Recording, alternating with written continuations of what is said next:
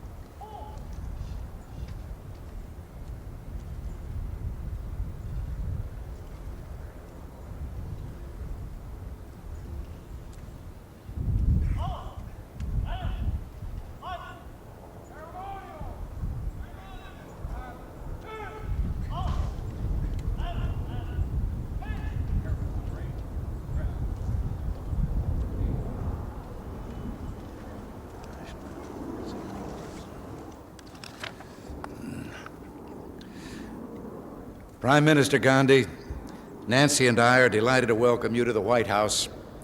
And let me add a personal note. It is good to see you here again as leader of the great Indian democracy, which provides a unique opportunity for us to broaden and deepen the dialogue we began last autumn in Mexico. Through our talks, we can help to reach a renewed recognition of the mutual importance of strong, constructive ties between India and the United States. In searching for words to describe the focus of your visit to Washington this week, I came upon a statement that you had made in Delhi when Roy Jenkins visited in 1980. And at that time you said, "The great need in the world today is to so define national interest that it makes for greater harmony, greater equality and justice, and greater stability in the world." Well, that is more than an eloquent description of enlightened national interest. It can also serve to describe the foundation of the relationship between the United States and India, a relationship we seek to reaffirm this week. A strengthening of that relationship based on better understanding is particularly important at this time. Your father once said that the basic fact of today is the tremendous pace of change in human life. The conflicts and the tensions of the 1980s posed new challenges to our countries and to all nations which seek, as India and the United States do, freedom in a more stable, secure, and prosperous world. As leaders of the world's two largest democracies, sharing common ideals and values, we can learn much from one another in discussing concerns and exploring national purposes. From this understanding can come greater confidence in one another's roles on the world stage and a rediscovery of how important we are to one another. Prime Minister Gandhi, we recognize that there have been differences between our two countries, but these should not obscure all that we have in common. For we are both strong, proud, and independent nations guided by our own perceptions of our national interests. We both desire the peace and stability of the Indian Ocean area and the early end of the occupation of Afghanistan. We both seek an equitable peace in the Middle East and an honorable settlement of the Iran-Iraq conflict. We both seek a constructive approach to international economic cooperation, building on the strong links even today being forged between the economies of the United States and India. Beyond that, India and the United States are bound together by the strongest, most sacred tie of all, the practice of democratic freedoms denied to many peoples by their governments. My devout hope is that during this visit, we can weave together all these threads of common interest into a new and better understanding between our two countries. Welcome to the United States.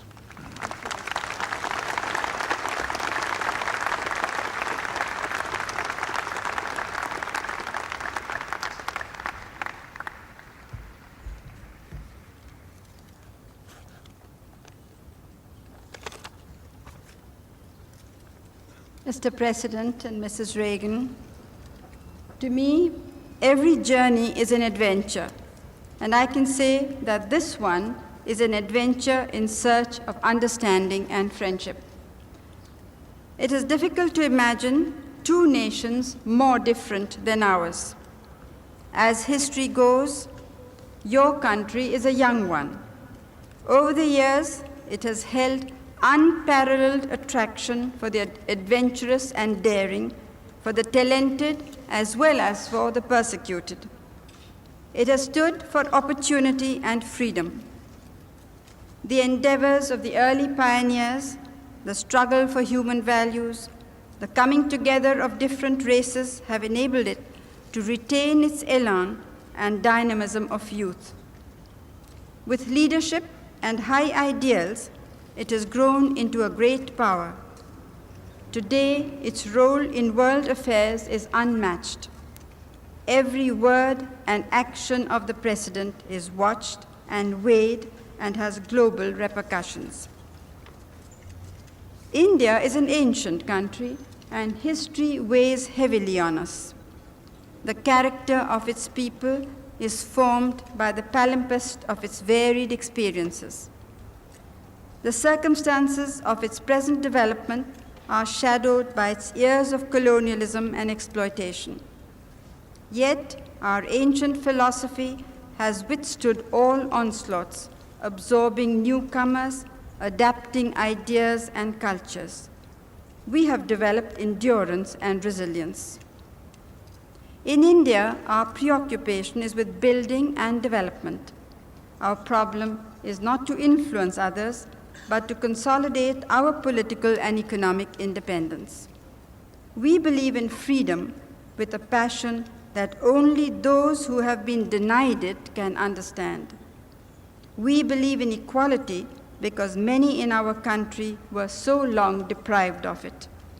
We believe in the worth of the human being, for that is the foundation of our democracy and our work for development. That is the framework of our national programs. We have no global interests, but we are deeply interested in the world and its affairs. Yet, we cannot get involved in power groupings. That would be neither to our advantage, nor would it foster world peace. Our hand of friendship is stretched out to all. One friendship does not come in the way of another. This is not a new stand. That has been my policy since I became Prime Minister in 1966. No two countries can have the same angle of vision, but each can try to appreciate the points of view of the others.